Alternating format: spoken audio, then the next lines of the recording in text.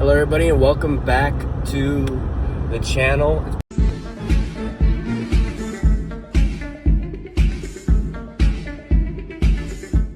It's been a few days. I've been dealing with some shit, still dealing with some shit, and then I got sick on the day that I was dealing with a lot of shit. I got like a flu. So it's been, and I'm still getting over all of it. So anyways, I don't know if this should be like if this should be an episode going into what I wanted to talk about, or if this should be an episode going into dealing with shit. Fuck it. I was going to do the episode on going into my regular shit about shit talking, right, and saying people suck and shit like that, but instead, what I'll do is I'll talk about what I've been going through. So, this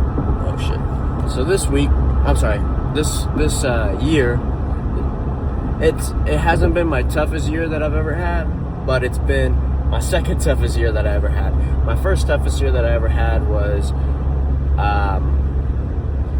2024. That was the worst year of my life. This has been the second worst year of my life, but it's been the second worst year specifically emotional wise. This has been the year that I've per month made the most money at a consistent basis, but with the fuck kind of car was that? Okay, but with everything that I've dealt with personally, it's been the second worst year of my life. So let me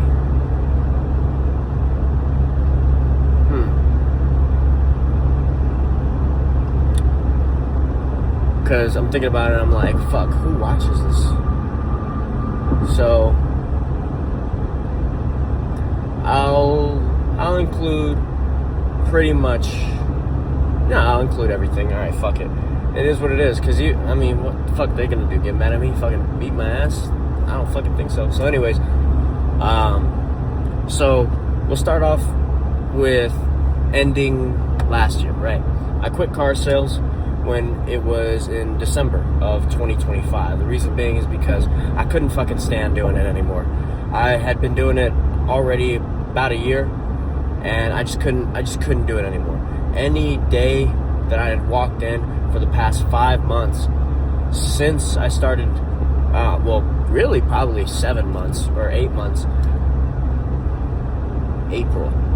from April till December, every single day I walked into that dealership, which was almost every single day from Monday through Saturday. Didn't matter. Once I got on property, I'd get a fucking headache because I hated that place so badly. I'm starting to get a headache right now just thinking about that place. But I just fucking hated it. And then after a while, I just absolutely fucking hated it. Like, the money didn't excite me anymore. It was more of as I should be making this money. So then when you make the money and you finally go through all those people and then you finally hit that max commission and boom, you should feel happy, and then you want to go get another one. And for me, it's like, all right, gotta go find another one, So all the excitement of sales left me. Why? Don't know. Even in those months that I would make, 10 grand, 11 grand, I'm still, at that point, I'm not 18 anymore, I'm 19. But didn't fucking matter to me anymore. So in December, I thought at that point, any fucking job, what the fuck is in the road? Okay. I thought any fucking job, I don't care what it is, any fucking job is better than this job. I need a fucking different job. And so after so many minis and after so many fucking customers that I fucking hated and that will be there for fucking an hour. As soon as they finish the test drive, they're like, all right, well, thank you so much, goodbye. I fucking hated it. I hated shoppers. And so it gets to a point where it's like every single person that is there or that comes into the dealership, you're expecting them to just fucking go, all right, well, thank you so much. Do you have a business card? Oh, this has been great. You've been so knowledgeable, and thank you so much for telling me every fucking detail about this car, because I could, especially on the Tundras, because I trained to do it. And so I could tell you what the bed was made out of. I could tell you the payload capacity. I could tell you pretty much every fucking thing was made out of, what you could do to it. You wouldn't damage the bed. You wouldn't the lights don't fog up. They don't get yellow. They don't fucking dim. They don't do any of that shit because it's made of a specific material. If I remember correctly, it's made out of polyurethane, which is the same material that the NFL helmets are made out of, which means that it can take an impact without popping or protruding the lens. All this fucking bullshit, right? So anyways, all of that for, wow, that was the greatest presentation that I've ever gotten and the most in-depth presentation I've ever gotten on a Tundra. You're so insightful. You're so helpful. Thank you so much. I feel so informed. Let me think it, like, it's like, what the fuck, bro? We didn't even, like, so anyways, and again, maybe I just wasn't the best salesman. Maybe I just had the ability to at times make, over 10 grand a month, sell over 10 cars a month. Okay, fine. I'm not claiming I was a fucking, oh shit. I'm not claiming that I was fucking, fucking Mr. Belfort himself. So, anyways, what pissed me off, okay, so I finished car sales middle of December. I said, fuck this. I can't fucking do it anymore. So I packed my shit at the end of the night. I had sold a Camry, but with Toyotathon as well, we're pushing deals, and those deals don't make us any money. They get us units, they don't make us any money. So I said, fuck this, and I left.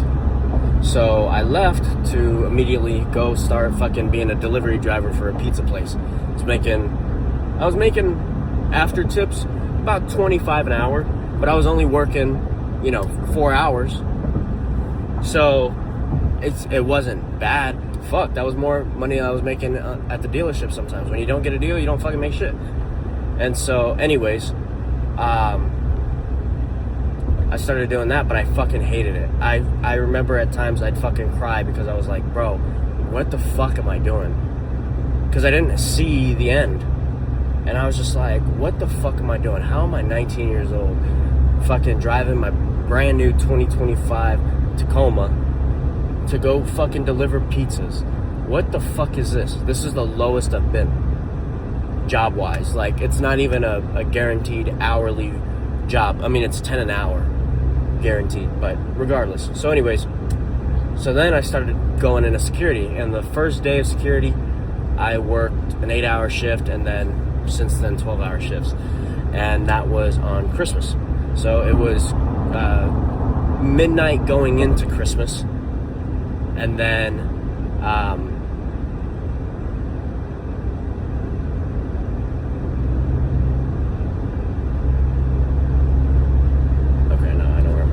so, and then it was 12-hour shifts, and in 2 weeks I hit like 160 hours in 2 weeks. Or I was working every day. I worked every day for 2 weeks straight, and I made like fucking, I don't even fucking know. I think I made like $2,500 after tax, because I'm at 15 an hour. I don't remember actually. Actually, I think it was 2,800 after tax. Anyways, so then on January 5th of 2026, I started working for the Department of Defense in claims. So when I was working there, I was at a call center, and I fucking hated it, because for me, being stuck in a cubicle type of environment where you're talking to people, yeah, but you can't see anyone's face. You're just talking to them, fixing their fucking problem, helping them with their TRICARE stuff. To me, I hated it because there was no in-person shit. I wasn't able to see someone. And so, but the hourly was decent. I was making $21 an hour when I was going to be on the floor, and with my schedule, I was going to work 4 days out of the week, 10-hour shifts, and I was going to be making for a majority of my shift. Majority of my schedule, I was going to be making for the first 3 hours of every shift, I was going to be making 21. For the remainder of the shift, I was going to be making 23. And then for the weekend shifts, I was going to be making 23 the whole time and 24 for about 2 hours or 3 hours. So, not bad, right? Especially 4 days out of the week. If I wanted to pick up more, maybe when I started learning more, I could have. So anyways, I leave that job because we have the final exam coming up, and I got a call from Loomis, and Loomis says, hey, we interviewed you back in December, and this was when I was looking to leave, and our position opened. You were on our list of hireable candidates, so we wanted to give you a call and see if you were still interested in the job. One of the worst jobs I ever fucking had, but I worked there. The pay wasn't great. I was going to be taking a hit in pay, same hours, but with this job, I also couldn't support myself only on this job, so I needed my security job. When I left my Department of Defense job because I thought that I could pass that final exam, but I didn't want to risk not having a fucking job for a while. So I left and I started working at Loomis because the plan was, hey, I passed my interview and everything, I passed my test with the union, here in San Antonio for the electrician job, which is what I planned on doing since November of 2025 when I was talking to Isaac. So, if everything goes good, boom, I'll have that job starting at the end of May, middle point of March. So, with that being said, I bet on myself 110%. I left that good paying job in the call center that I didn't really love, but paid the bills, and I went to work for Loomis because I said, hey, I'd rather have a guaranteed job than no job at all, because if you failed that final exam, you would be fired. And so then I said, all I got to do is I got to work for Loomis for a month, or 2-3 weeks, and then boom, I'm going to be in the union, and then I'm going to be making almost 20, if not over 20, depending on whatever for the benefits. Nick, sorry. That's funny. So, that's the first time that's ever happened on camera in any one of my, this channel, but in my over 110 videos of gaming. So anyways, moving forward. So, I passed my test, but I didn't pass my interview. And I was so, as they say, flabbergasted. I just had no fucking clue what happened. Why didn't I pass? What was wrong?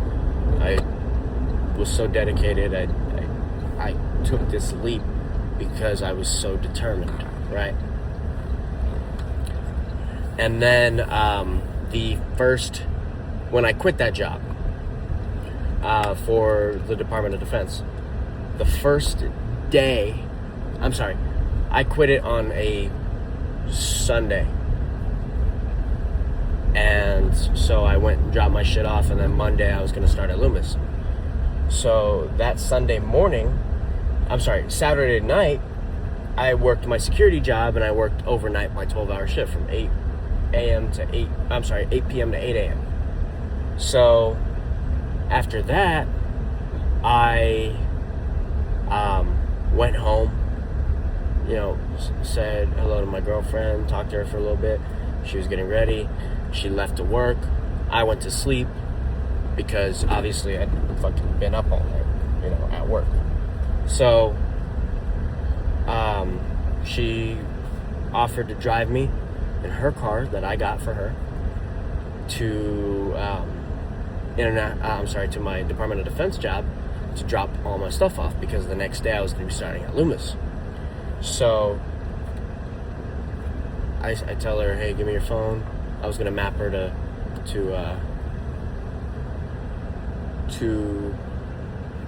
the other job. I'm sorry, I was going to map her to Dick's Sporting Goods so we can get her some shoes, some good shoes. And so she hesitated. She had never hesitated before. So it turns out she had, that day, cheated on me. And for me, that was such a fucking big what the fuck, because for me, am I the most, emotionally supportive person? No. But am I the most capable person? Maybe not entirely, but the most capable person she knows? Yes. Did I try giving her everything I could? Yes. I had given her thousands of dollars to help pay her bills. I had bought her a car. I had helped her with her jobs. She lived with me, everything. And so I was heartbroken, because for someone that would say, they want to have kids with you, they want your last name, they want you to be in their life forever and ever, they couldn't imagine their life without you, everything like that. I was just taken aback so badly. So then I go work at Loomis, and I need my security job now because I can't pay my bills if I don't have my security job. So then I quit Loomis to, what the fuck did I do? Loomis. Oh, okay. I left Loomis to work my current security job. When I told the night supervisor that I was going to be leaving because I have another job opportunity, it was a Thursday. So they walked my ass out Thursday night because now I was a fucking security threat, as if I was going to steal all the fucking money in there. And I'm in the coin room, first off, so even if I try to fucking steal money, what am I going to fill my fucking pockets with dollar coins? I'm going to steal fucking $26. You know what I mean? And so my next job was going to be starting Monday. So Friday I had my orientation, worked, 3 hours, made $60. Okay, cool. Saturday I worked my other security job into Sunday, and then Sunday I had the day off after my morning shift, and then Monday I'm at my security job. So with my security job, I started in April. About a week into it, my sister's dog died, right? And my sister's dog lived with my mom. And my sister's dog was 7 years old. It was a Chihuahua. And I had taken care of this Chihuahua pretty much its entire life. So for me, I was fucking heartbroken, because it was how I felt. It was my dog that died. And so I was distraught. I was crying. I was ugly crying, as I'm digging his grave, because I ended up burying him in the back. And that shit was fucking painful as fuck. He was bloated to the maximum capacity. Bugs were coming out of him. He was green. All the gases were coming out of his mouth. Just fucking everything. And so seeing him like that was heartbreaking. But then burying him, how stiff he was, everything, it was just fucking heartbreaking. And so the entire time I was digging his grave, I was fucking bawling my eyes out.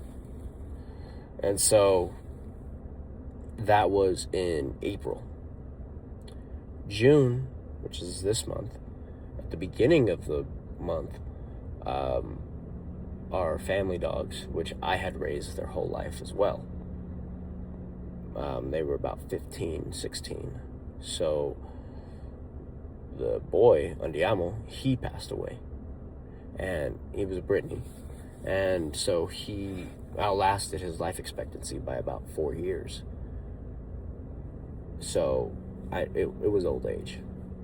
And for that, it wasn't heartbreaking to me because it's not I didn't love him, but he was just the one that was the biggest pain in my ass. But it was still sad to me because it was like, yeah, everything's coming to an end. You know, all the family dogs, they're all leaving soon. And now Olive, who was my absolute favorite, the one that I cherished the most, the one that I loved the most, the dog that I favored the most, the one that was my baby girl, she was now old and alone. And so that broke my heart too. And so now she can't walk. She would use the restroom. She'd shit without moving, with laying there. She could barely support herself when walking. She wasn't eating, everything like that. You could see almost every bone in her body. And I kept telling my Mom, you need to put her down. She's not doing good. She hasn't been doing good. And she was on that decline since before Pluto died. And so this week, on Tuesday, we put her down. And for me, that was fucking heartbreaking because, again, this was the absolute dog I love the fucking most. This was my dog. If there was any dog that I could fucking, cut my hand off and have live forever and be mine, it'd be Olive. It was Olive. She was my little girl. She was my baby girl. She was my dog. I loved her so fucking much. And she was... So, on Tuesday, or the day before we put her down, I got sick. I started getting sick. And then the day we put her down, I was fucking sick. And I still kept going to work, right? And I just wore a face mask. And then now, my voice is a little bit deeper, still spitting shit up. But besides that, that's it. And so with this year, I've had that, of course, the everything in the relationship that happened, the uncertainty, the job uncertainty, me not knowing how I was going to support myself in certain times and how I was going to support my girlfriend, me supporting my mom in a little, in a few moments, me supporting other people. And it's always money that everyone needs. So this year I've lent out almost $10,000, and thankfully I'm in the position where I can do that. But after a while, it definitely starts wearing on you. It wears on you because it's like, this is life? This is it. And so for me, yeah, it's about making the most money and having the ability to take care of people, having the ability to buy your mom something, or take her to a fucking $400 steak dinner, or take my uncle to Dr. K to a $300, almost $400 dinner as well, shit like that. But what I felt was so depressing was the fact that I didn't imagine my life being like that so soon. I imagined that when people would start asking me for money, when I would start supporting people, and I would start doing whatever, I would be 23, 24, 25, 26, 30. I'd be mid-20s, not, 19. And so I know that I'm more capable than almost any 19-year-old I know, if not any 19-year-old I know. But I just didn't think that it would be my life. So it's been very depressing, because then I also work so much that I don't really enjoy anything. You know, I come home and I'll play my game a little bit to decompress. Or I'll go smoke a cigar, or I'll whatever, go have a beer at La Quinteta. But what life has become has been, there's always some bullshit. I always gotta ask my girlfriend, all right, what's up? Tell me something. And it's always something that needs fixing. It's always something that needs, I need money for this. This bill's coming up. I'm trying, babe. I'm trying. And it's like, how can I feel like you're trying so fucking hard when I'm the one at the end of the day that has to pay for it? I'm the one at the end of the day that I tell you something and I tell you, hey, this is the advice I'm giving you. And you don't fucking listen, and then you expect me to save you every single fucking time and have no consequences whatsoever.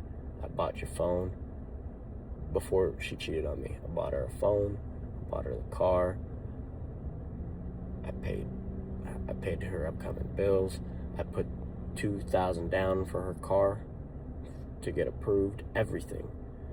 And less than a month later, got cheated on. And so, I don't know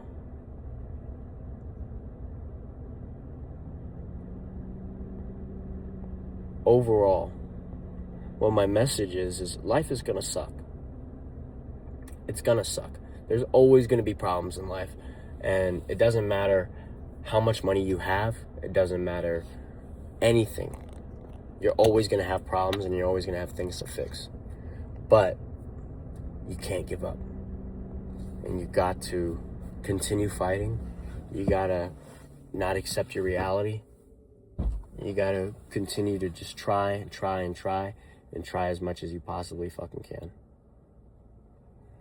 And for me, I felt like a broken spirit so many fucking times, especially throughout my life.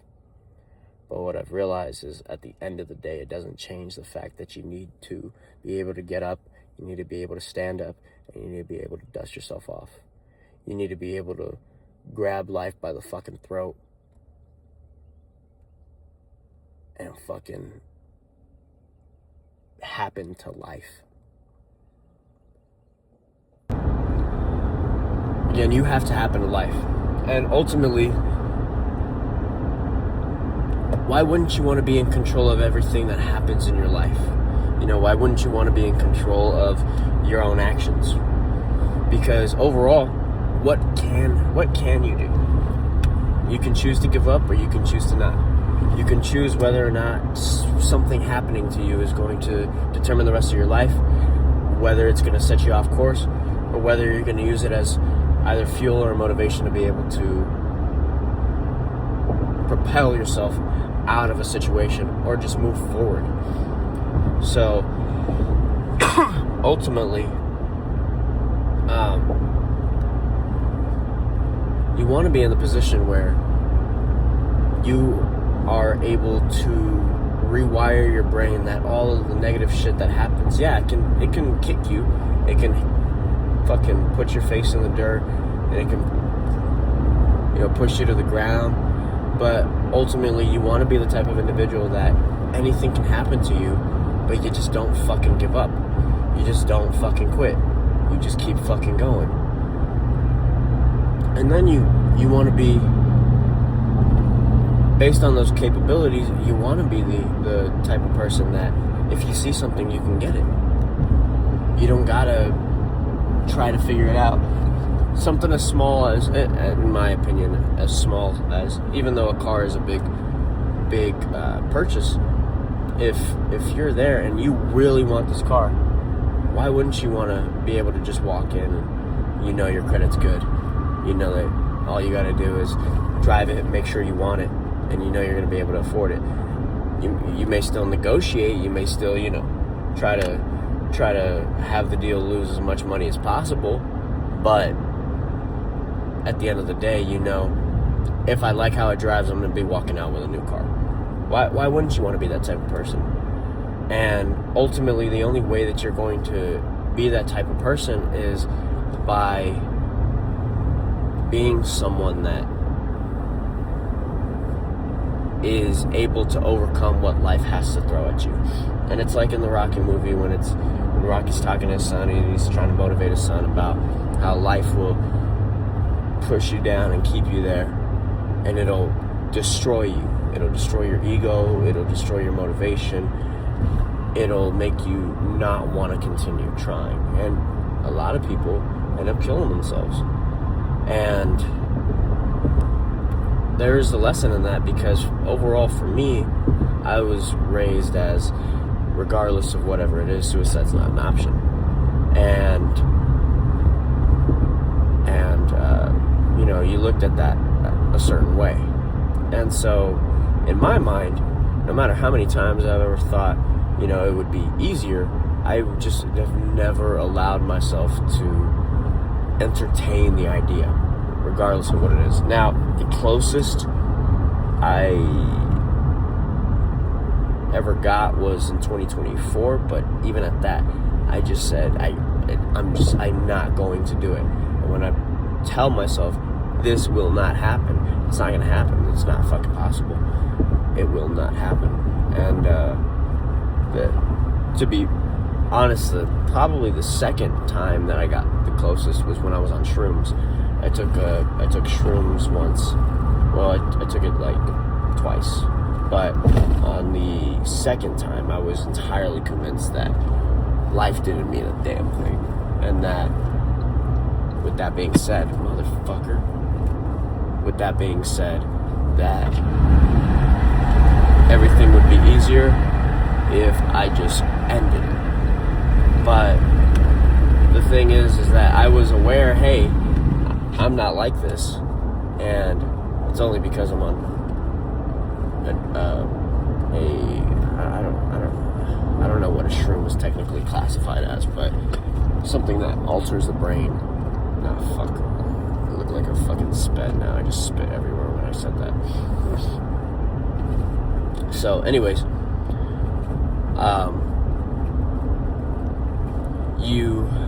if you're going to happen to life, first off, it's gonna happen to you, but you just have to be aware enough that shit happens to absolutely everyone.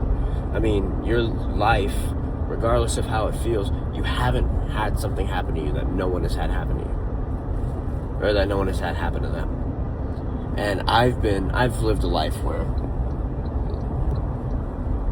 I have, again, been cheated on by someone over a decade older than me. Who I live with, I've held maybe 12 jobs.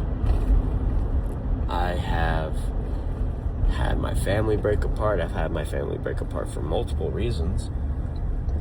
I've had a lot of scandals in my family. I've had a lot of illegal shit happen. A lot of stuff that a lot of other people haven't had happen, or not that I'm aware of. Anyone, and primarily the people that try to get to know me, will ask me, like, how the fuck has all of this happened? Primarily, one of the only things that has not happened in my life that much is actual loss of people. Again, all my pets have died, but people in my family haven't. My cousins have. My cousins have had a lot of shit happen to them. Shit that me as their cousin, I'm like, what the fuck? That's fucking crazy. But personal loss, I haven't had too much of that. I've had it a bit, but I haven't had my parents go yet. I haven't had my grandparents go yet. I've had a grandparent go. But, bro, why the fuck? So, overall, but we have to understand that it happens to everyone. This stuff happens to everyone. So no matter how hard it ends up getting, what keeps me in the race is that exactly. Is understanding, hey, this has happened to other people. Other people have been through this exact same experience. Maybe not at my age, maybe even younger. Maybe they weren't able to comprehend it entirely. You know, shit like that. But are you gonna tell me that every single person that has been through everything I've been through, every single person that's done that, because I'm sure that I'm not one of fucking tens of billions of people where my series of events that have happened in my life that have been, I was going to say QLEs, or qualifying life events, but not necessarily, but have been things that have altered my life, or altered my situation forever, or whatever, that every single person that's dealt with that to my degree has off themselves? No. So am I going to do it and admit that I'm not strong enough but this person was? No. And for me, it's a pride thing. I can't do that. I can't give up. I can't know that this person was able to get through it, this person was able to do this, but I fucking couldn't.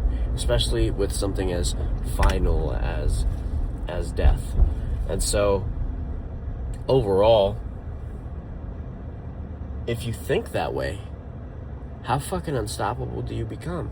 Because if you think the way that I do, which is, there's nothing I can't do, I, given enough time, can do anything and everything that I put my mind to. I've been in a lot of shit, and I've gotten myself out of it. I'm one of the most, if not almost the most capable person that I fucking know. And in addition to that, I'm one of the hardest working people that I've ever met. And the only reason that I don't say that as a definitive is because I haven't met someone at every single point of their life. But overall, I know I'm up there because everyone is in awe of me for my work ethic. So ultimately, the whole point of this is saying shit happens. Shit happens. And does it change how I view a lot of things? Yes. Does it change certain things that I may or may not do in the future? Yes. Does it change how attached I can get to people? Yes. Does it change my heart? Does it change my soul? Does it change my mind? Yes. It hurts. It fucking kills me. It does everything under the sun to me. It torments me. And then I'm also someone that overthinks every single fucking thing. So, and does it purposefully a lot of the time because I like to think of any possible scenario to prepare for. But in addition to that, it also wears on my heart more because if you can imagine someone doing something to you, it's going to change how you view them. If you never see the person closest to you betraying you, and then they do, which was like my relationship, it fucking changes your outlook on a lot of shit because it's saying this person can say X, Y, and Z, A, B, C, fucking everything under the sun to me, saying they love me so much, they want to be with me forever. They can do everything and they'll still fucking lie to your face. And so if you can't trust that person, who the fuck can you trust? And a lot of people have been betrayed by their own parents. I'm kind of one of them. My mom hasn't. You know, my mom hasn't necessarily just betrayed me, but there's a lot of stuff that has happened between us where they would say, well, why wouldn't she do this? Why wouldn't she stand up for you? Why wouldn't she? And ultimately, I don't have a response to that. I don't view it as her betraying me. I view it as her just allowing bad shit to happen to me. And I don't necessarily view that as a betrayal because I view that all the bad shit that happens or has happened to me has made me into the person I am, which is a hell of a lot more capable than a lot of the people I know. So if that's the case, I'm not going to complain that all this shit went to and happened to me because ultimately it made me a better person. or it made me a more capable person, or it made me a person that understood more, that understood just the scope of the bad shit that can happen to someone. And so whatever does happen in your life, you can't let it take you down forever. And in reality, you don't want it to bring you down for anything more than past a day. You want time to reflect on it. You want time to understand everything that's going on. And you want time to calculate your next move. But you don't want to give up. And if you're going to be an indefatigable individual, then you're going to have all the bad shit in the world happen to you. And so ultimately, for me, even with all the bad shit that's happened to me, it becomes harder and harder to put up with a lot of things, because you don't want the bad shit to happen to you. You don't crave it. But you also get to that point where you're like, if it's gonna fucking happen, it's gonna fucking happen. And you lose your tolerance a lot quicker. But at the same time, you don't want to be the individual that just fucking takes it and just says, oh fucking well, that's life. And I've done that, but you don't want to be the person that never hits back. And I'm the person that hits back, because I've realized that a lot of the time, if you have a big life event happen to you, let's just say you get fired from, your jobs, you don't know how you're going to pay your bills. I've been in that scenario. But ultimately, then what did it lead me to do? It led me to make the most money I'd ever made. And then now, with hating that previous job, what did it lead me to do? It led me to consistently make the most money I'd ever made consistently. And now I'm on my path. So ultimately, don't fucking give up. Don't be a bitch. It's gonna fucking suck, because we're living a thing called life. It's not gonna be sunshine and rainbows. You can wish, you can pray, you can try your fucking hardest for it to be the easiest and the happiest fucking place or things that you ever experienced to always happen to you. It's not gonna fucking work like that. Doesn't matter if you have $1 billion, doesn't matter if you have $1 trillion. Bad shit will fucking happen to you. So all you gotta realize is when bad shit happens to you, you just gotta fucking keep going, keep pushing, keep fighting, and never lose your spirit. So until next time, I'll see you on the next episode.